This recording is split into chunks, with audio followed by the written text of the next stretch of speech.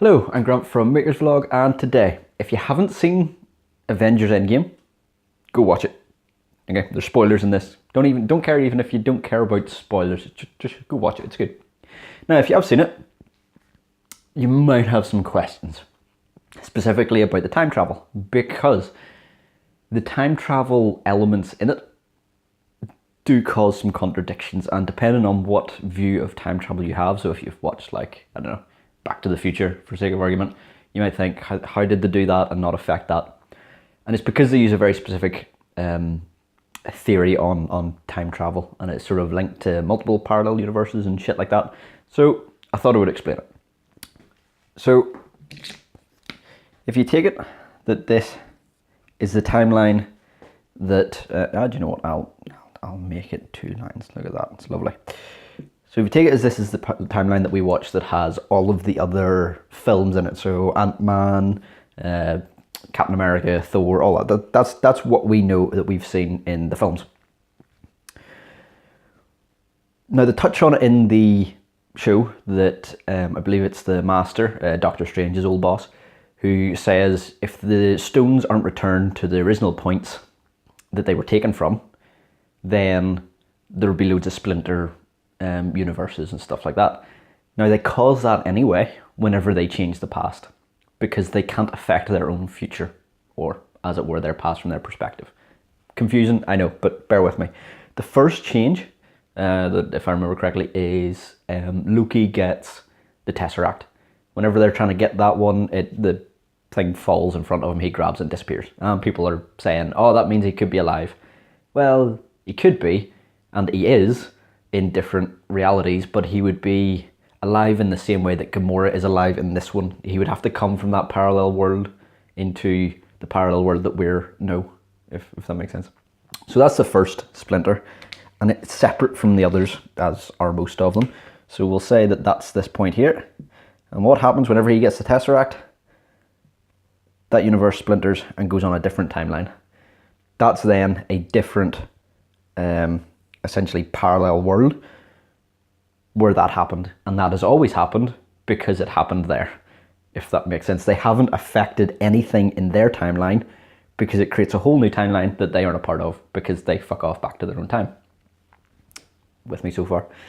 Now the big one, and the one that everyone was that I've heard talking about, is I'll leave that there. Is Nebula killing her past self.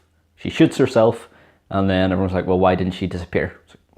Because at that point, and this is the big one, where that fight, the final fight, is taking place, so we'll say that's here, as soon as they go back from their past into the future, so I'm talking about Thanos and Gamora and Nebula, all them, whenever they go into the timeline that we were following, it then creates a splinter parallel world in their timeline. So it doesn't affect the timeline that we know, because the timeline that we know, that is always what happened.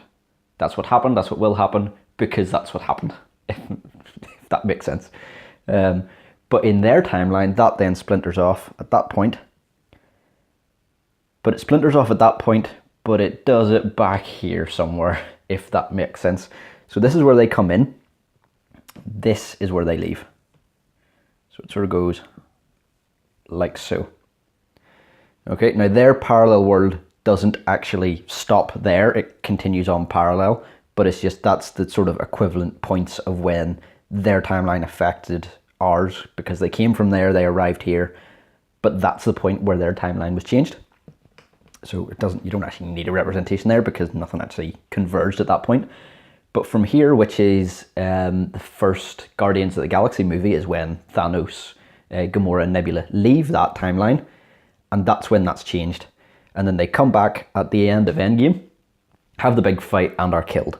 And as soon as they're killed, that alternate timeline, which splintered off, happened as soon as they left. It then continued on. It didn't wait for them to be killed, and then that timeline was created. As soon as they left, this timeline was made, because it then became their future, not their past. I know. So this timeline, essentially, Thanos never happened. Everything Thanos did never happened. So the 5 year gap where the disappeared happened, gone. The Infinity Stones were still there, or are still there in this timeline.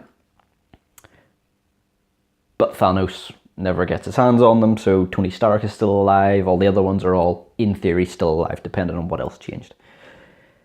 Now, someone also said, well, in this main timeline, they put the Infinity Stones back, so surely all this could happen again. Nobody could see why you think that. In this timeline, the Infinity Stones were destroyed. They had to go to a different timeline to get the Infinity Stones, but they put them back into that timeline here, which then put them into this parallel world. At this point, the Infinity Stones are still here, still here, still here. Thanos, so we'll say that's the 5 year gap. Thanos uses them to destroy the Infinity Stones. There are no Infinity Stones in this universe from this point onwards, unless they go back in time again to try and get them. Confusing? I know. Basically, with any time travel show, it's best just to accept it for what it is and move on. Now, I know there are going to be people in the fucking comments here going, oh, but in a parallel world, Doctor Strange is a cabbage and he fixes it all. And I don't care. I'm just talking about the actual physics might be the wrong term, but the actualities of how their theory of time actually fits into the film. So yeah, go watch it again and look for all the points when shit can splinter off. If you like, please like, subscribe and all that shit, and see you later.